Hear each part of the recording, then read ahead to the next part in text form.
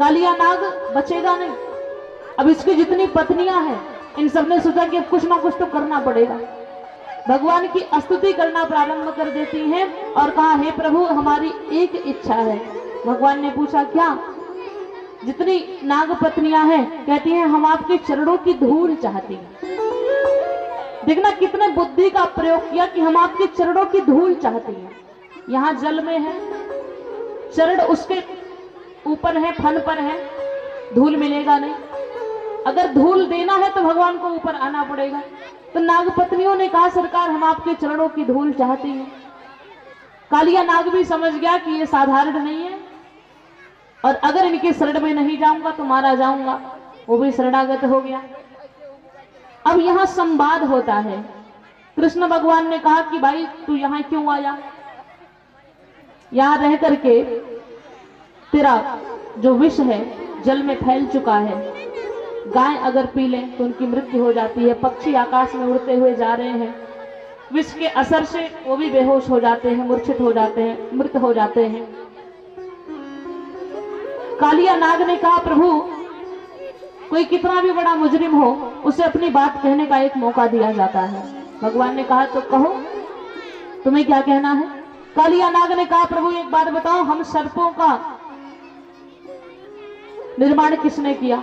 भगवान ने कहा, मैंने किया। और किसने किया? कालिया नाग ने कहा, हमारे अंदर विष कौन भरा? भगवान ने कहा, मैंने।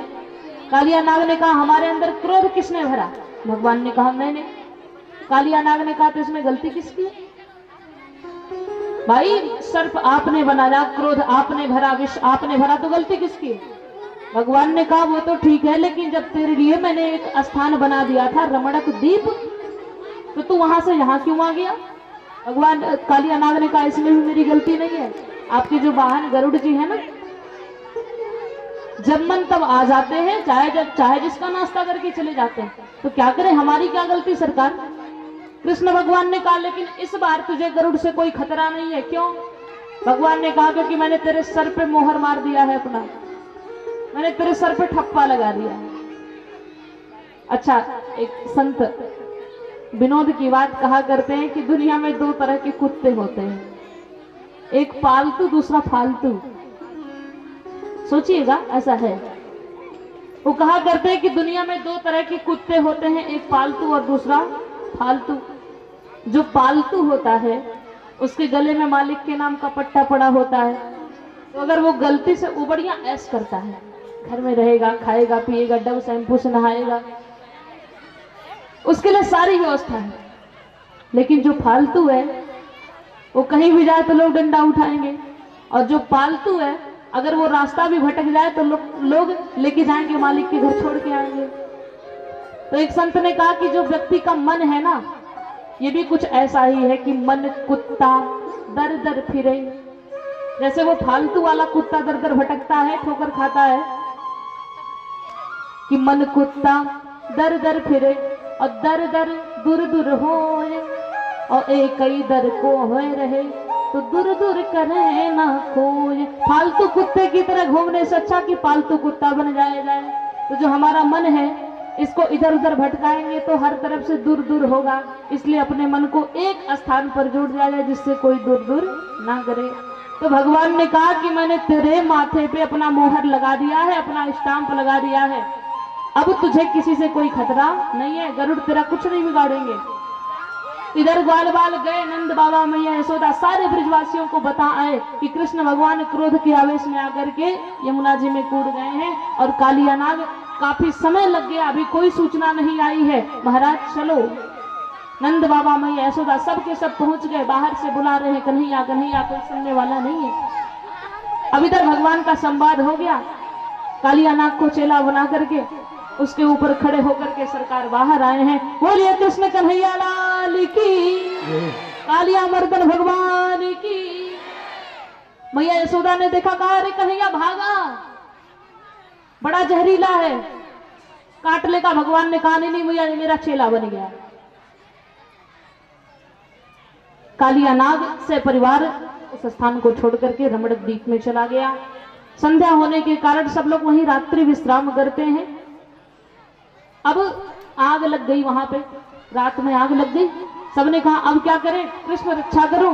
कृष्ण भगवान ने कहा सब आंख बंद कर लो, और जो आग लगी थी भगवान ने उसका पान कर लिया।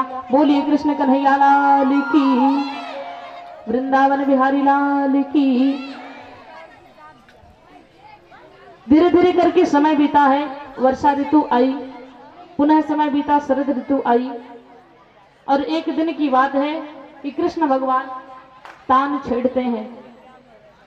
जितनी गोपियां हैं सब सुनती हैं, और यहाँ पर वेणु गीत का गायन किया है कि बरहा पीड़म नटवर वपुः कर्णजोः कर्णिकारं विभ्रदवासः कनक कपीशं वैजयन्तीं च मालां रन्ध्रान वेणोर्धर्षुदया पूरयन् गोपवृन्दैः वृन्दारण्यं शपद रमणं प्रविशद गीत कीर्तिः। यहाँ वेणु गीत का गायन किया है कि छोटे से कन्हैया बंसी बजाते हुए माथे पे मोर मुकुट धारण करके वृंदावन में आ रहे हैं, गैया चरा रहे हैं, और गोवर्धन के पास जहाँ बड़ा शांत वातावरण है, कोई और दूसरी आवाज नहीं है, सिर्फ और सिर्फ कन्हैया की बंसी बज रही है। कान में सरकार के कनेर के पुष्प शोभित हो रहे हैं, घुंघराले बाल हैं, और जो घुंघराले बाल हैं वो मुखमंडल पर आ रहे हैं। सरकार को पसीना भी हुआ है ना, तो वो मोती जैसा दिख रहा है, आंखों में काजल लगा हुआ है, और आंख की जो पुतलियां हैं काली काली, देखने से लग रहा है कि जैसे स्वच्छंद जल में मछली विचरण कर रही है। इस प्रकार का सुंदर वर्णन किया है।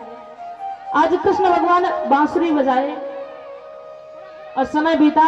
शरद ऋतु के बाद हेमंत ऋतु आई है, और हेमंत ऋतु के प्रथम मास मार्गशीर्ष में गोपियां सुबह सुबह जाकर के स्नान करके कात्यायनी पूजन करती हैं कि कात्यायनी महामाये महायोगिन्यधीश्वरी नंद गोप सुतम देवी पतिम में कुरुते नमः। कात्यायनी मैया का पूजन करती है कि हमें कृष्ण को प्राप्त करना है। लेकिन यहाँ समस्या क्या है, एक बात है कि जब गोपियां जाती हैं स्नान करने तो बिना वस्त्र के स्नान करती हैं, और जल के जो देवता हैं वरुण जी, ये उनका अपमान है। इसलिए संतों ने कहा कि कभी निर्वस्त्र होकर के पूर्णतः स्नान नहीं करना चाहिए। गोपियां गई निर्वस्त्र होकर के स्नान करते, वस्त्रों को खोल करके बाहर रख दिया, जाकर के जल में प्रवेश कर गई।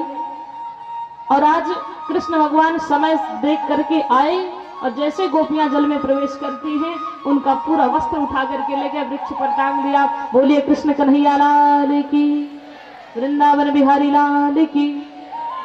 वस्त्र वृक्ष पर टांग दिया, ऊपर चढ़ करके बैठे हैं।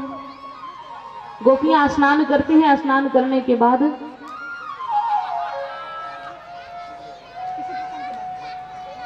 अब गोपियां जो ही सोचा कि अब स्नान हो गया, चल करके वस्त्र पहन ले, देखा कि वस्त्र गायब। एक ने कहा भाई कहाँ चला गया, कौन उठा ले गया?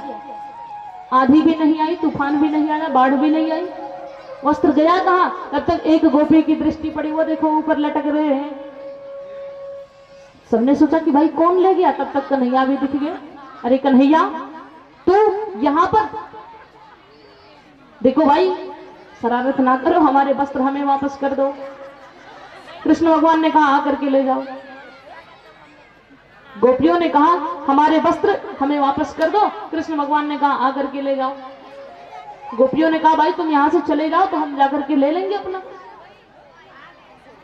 अब यहां एक विद्वानों का भाव ये है कि जीवात्मा और परमात्मा के बीच आवरण नहीं होना चाहिए, और भगवान को रास करना है तो रास करने के पहले आवरण हटाना आवश्यक है। जीव और ब्रह्म के बीच जो दूरी है उसको हटाना आवश्यक है, इस कारण भगवान ने चीर चुराया।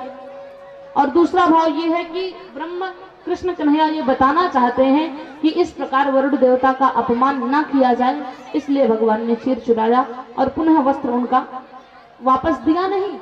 जब गोपियों ने कहा कि तुम जाओ तब ना मैं आकर के लूं, तो कृष्ण भगवान ने कहा भाई मुझसे कौन सी शर्म है? गोपियों ने कहा क्यों? कृष्ण भगवान ने कहा मैं कहा नहीं हूं। इस समय कृष्ण भगवान ने बताया कि मैं ब्रह्म हूं और तुम जीव हो, और जीव और ब्रह्म के बीच कोई दूरी नहीं होनी चाहिए अगर भगवत प्राप्ति करनी है तो। पुनः वस्त्र दिया है और साथ ही साथ आश्वासन दिया है कि समय आने पर मैं तुम सबके साथ रास रचाऊंगा। बोलिए रास बिहारी सरकार की, कृष्ण कन्हैया लाल की। हरिओम। हमारे बीच हम लोग के लोकप्रिय विधायक